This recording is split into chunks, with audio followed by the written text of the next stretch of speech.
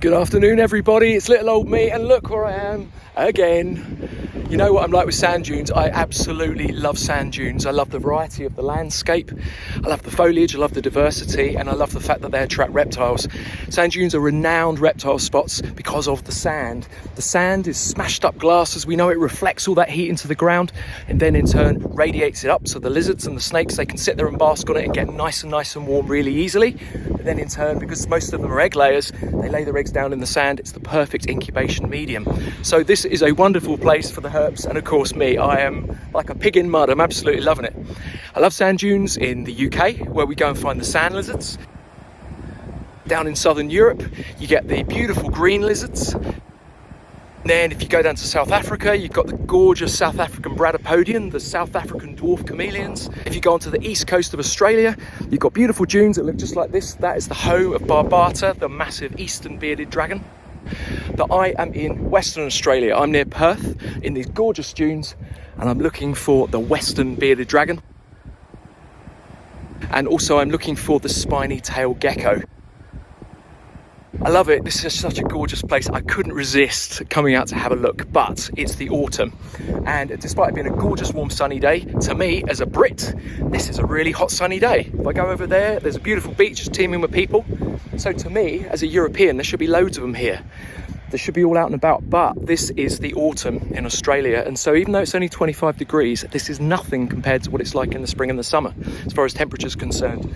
So I'm really hedging my bets here, because keeping my eyes peeled, looking out for the dragon, sitting in the bushes, sitting on the branches, anything that moves, I'll be on it. And you guys are with me as we hunt around for these autumn reptiles. Let us do it. I don't know if you've ever gone out looking for sand lizards in dunes. Particularly the mature dunes is the classic habitat for them. So you would get them up there on the bare sand. That's where they lay their eggs, that's where they bask. But they spend a lot of the time in this sort of stuff. And down here in Australia, it's exactly the same for the reptiles that live here. The western bearded dragon, for example, if this was the breeding season, then you'd expect the top males to be climbing up on top of these branches here, or even basking on these branches here. And then they'd be hanging around displaying to females and then zooming off and then mating, and then ultimately they'll be laying their eggs down in this, just in the bare sand. It's very hot, it incubates the eggs really well. But all of a sudden you see it and you think, my goodness, bearing in mind those bearded dragons out here, they're incredibly grey, incredibly elongated.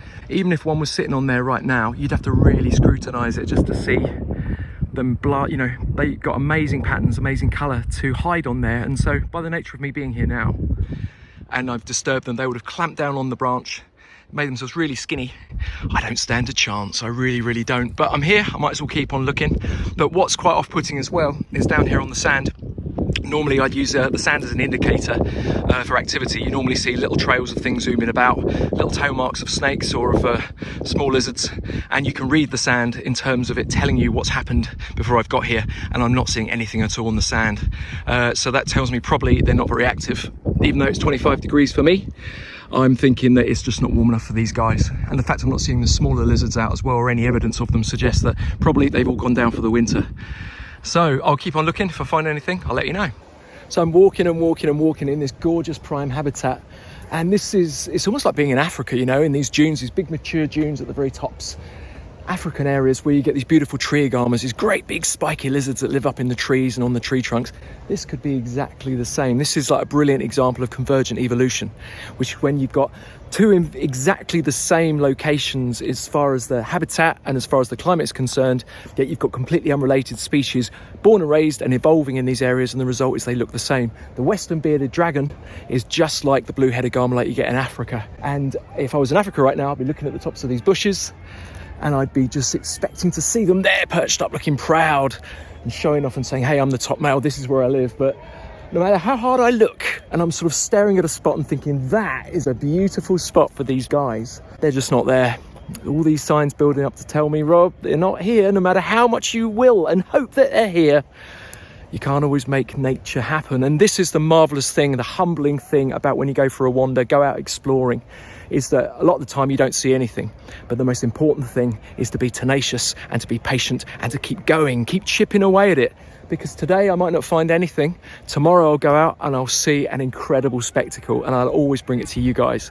And so I am going to carry on mooching around, looking in all the nooks and crannies on tops of beautiful bits of wood, branches. I've got to find something. Come on, nature, give me some beauty.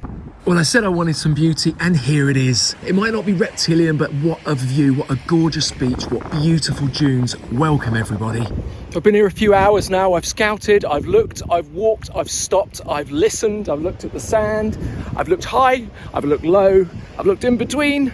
There is nothing moving today. And as you can hear, it's windy. So I suspect even though it's 25 degrees, the ground temperature is warm, but it's not hot. I suspect all the signs are there. You know, I said about reading the dunes. You look in the dunes, in the sand for the trails of the animals. You also read the textures, the temperatures, and of course the wind and the environment. So this is all telling me, unfortunately, that there is nothing going on today.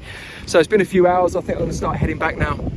But what's really, really important, and I'm really, really pleased that you joined me on this, is that you've seen the habitat. You've seen how fragile these coastal dune systems are, the variety of landscape, the textures, the different levels of foliage, ground areas, small bits of grass, patches of shrubs, higher areas. This is the diversity that these reptiles need. Also a lot of birds, and there's also quite a few mammals here as well. And we need these textures. But as you can see in the background, little old man is invading. We're always creating these pressures on these classic, beautiful, diverse habitats. That's why they are so fragile, they're so delicate. This foliage is essential. The roots of this foliage binds the sands together. If you disturb it by walking on it, by building on it, once the roots are gone, the sand will just blow away in the wind. And that's why it's so important. If you go out and about in the sand dunes, whether it be in Blighty, it may be anywhere else in the world, the sand dunes, you must stick to the paths, which is exactly what I've been doing. Stick to the paths, read the signs, observe and respect the fact that these landscapes are so fragile. So I'm sorry we didn't find anything. I'm really disappointed. I thought we might see something, a teeny skink or something like that, a little tiny agamid running around, or even an interesting trail. But unfortunately, this is the reality of Rob's Wild Adventures. We don't always see anything. But let's make the best of what we got, which is you've seen the landscape, you can respect the landscape, and you've joined me on a glorious sunny day. So welcome to the beach in South Australia, but it's goodbye from me for now. I'll speak to you soon. Cheers, guys.